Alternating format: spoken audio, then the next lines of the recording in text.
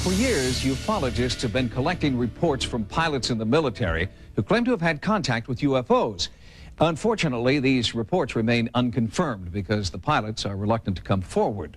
But now, one former military pilot is talking. In Russia, Maxim Churbakov was so convinced he'd been fired on by an alien spacecraft, he went to court to prove it. 2 years ago, a pilot in Russia came forward and told of a frightening UFO encounter. Risking ridicule, Maxim Churbakov was determined to tell what he maintains is the true story of his bizarre experience.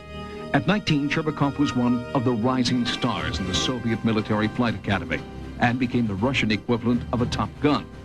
His flying record was impeccable until August 1991. Then, on 2 separate occasions, he had strange mechanical malfunctions in his jet aircraft. On one occasion, he was forced to eject. An investigation of that incident concluded that Churbakov had acted calmly and rationally. But 12 days later, a third incident would change Churbakov's life forever. 20th August, second shift. I made 2 flights with my commander, and third flight I made on my own. I gained an altitude of 3,900 meters. Then suddenly, I saw a ball in front of me, about 20 degrees to the right. He watched the object for several seconds. Then, as it came toward him, Churbakov tried to radio the base. The light from the UFO was blinding. A sense of unexplainable fear came over me. On the back of my head, I began experiencing warmth. I felt as if someone was present and watching me. My movements were under control, controlled by someone other than me. Churbakov claims the reddish-yellow object started maneuvering around the aircraft.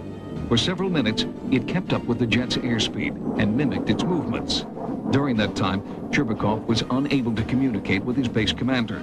The radio emitted only a squealing sound. Pilot Churbakov's description of the UFO moving relative to his own airplane is really quite common. Dr. Richard Haynes has documented over 3,000 pilot sightings of UFOs. I have thousands and thousands of cases of pilots in daylight encounters with structured objects, in the sense of having 3-dimensional mass, in the sense of having aerodynamic kinds of flight behavior relative to the aircraft. And so what he describes here fits in very nicely to what I have from hundreds of other pilots around the world. Suddenly, in rapid-fire succession, the generator in Churbakov's jet failed. The instruments indicated a fire on board, and the cockpit filled with smoke. The base commander ordered Churbakov to eject. I began arguing with the commander because the plane was still above the residential area. My altitude began to drop rapidly. I had to pull the plane out of a nosedive.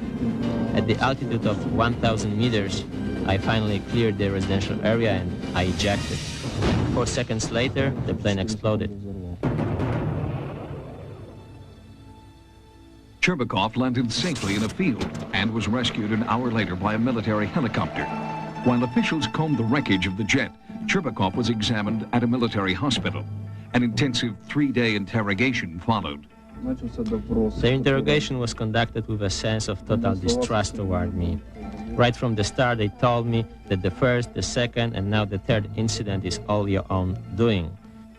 Churbakov was also interrogated by the KGB, who did not believe his story and charged him with insubordination and sabotage under the International Terrorism Act.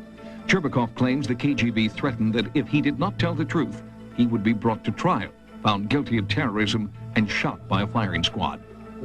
Vladimir Azhaja heads the Russian Center for the Study of UFOs, housed in the Ministry of the Interior in Moscow.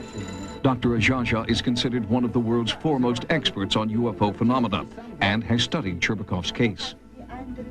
We concluded that Maxim has a normal, healthy psyche and is not inclined to fantasies. Retired Major General Albert Stubblebine is a former commanding general of U.S. Army intelligence.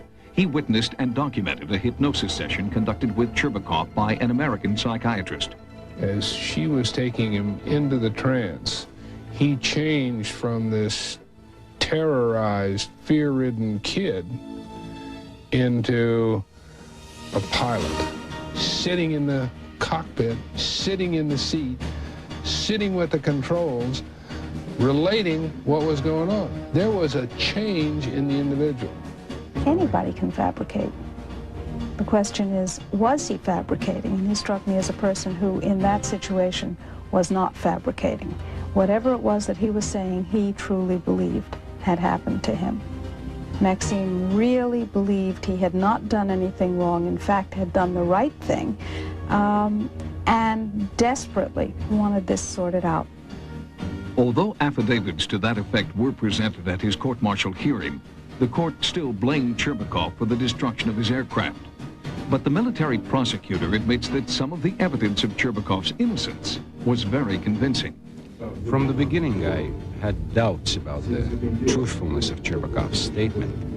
But after questioning his mother, his comrades, and his superiors, I became convinced that Churbakov had an encounter with a UFO.